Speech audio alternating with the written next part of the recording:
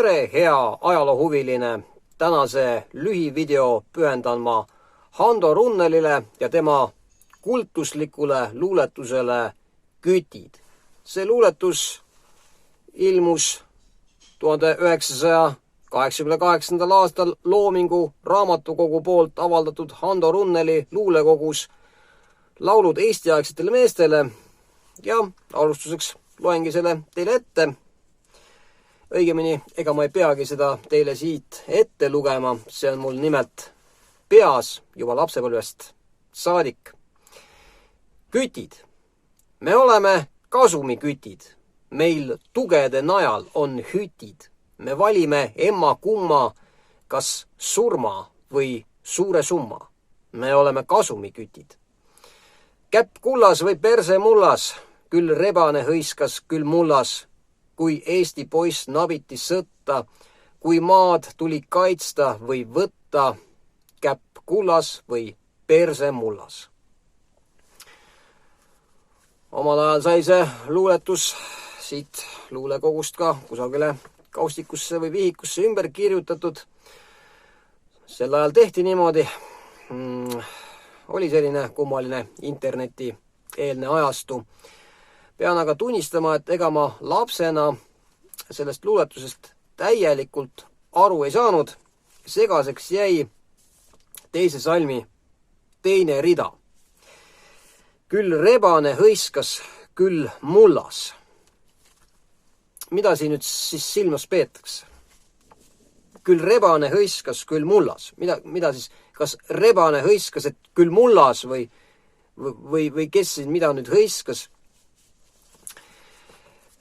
Ja üleüldse, ega mulle ei meeldi väga, kui tegelikult pannakse riimuma omavahel mingisuguse sõnaga, see sama sõna, käpp kullas või perse mullas, küll rebane hõiskas, küll mullas.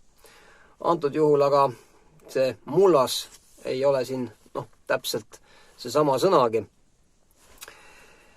Niisiis, alles palju aastaid hiljem panin ma selle pildi tegelikult täiesti ise kokku.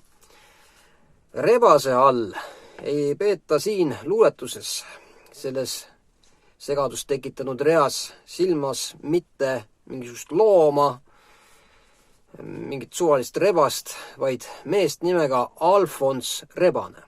Alfons Rebane oli Eesti soost sõjaväelane, kes oli teeninud nii Eesti sõjaväes kui ka hiljem Saksa sõjaväes teise maailmasõja ajal juhtis ta põhiliselt eestlastest koosnenud üksusi nii Eesti kaitselahingutes kui ka teistes lahingutes. Aga vaatame nüüd edasi. Küll rebane hõiskas, küll mullas. Mida see mullas seal siis tähendab? Mullas antud kontekstis ei ole mitte sõna muld sees ütlevas käändes.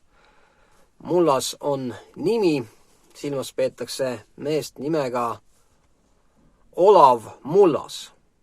Ka Olav Mullas oli Eesti sõjaväelane. Ta oli osalenud nii vabadussõjas, hiljem aga osales ta ka teises maailmasõjas.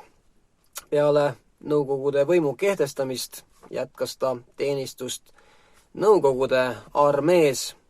Ta oli üks juhtfiguure Eesti laskurkorpuses. Täpsemalt juhtis ta 921. laskurpolku, oli selle komandör. Ja nii ongi pannud Hando Runnel siia luuletusse ühe rea peale kõrvuti kaks vastuolulist tegelaskuju.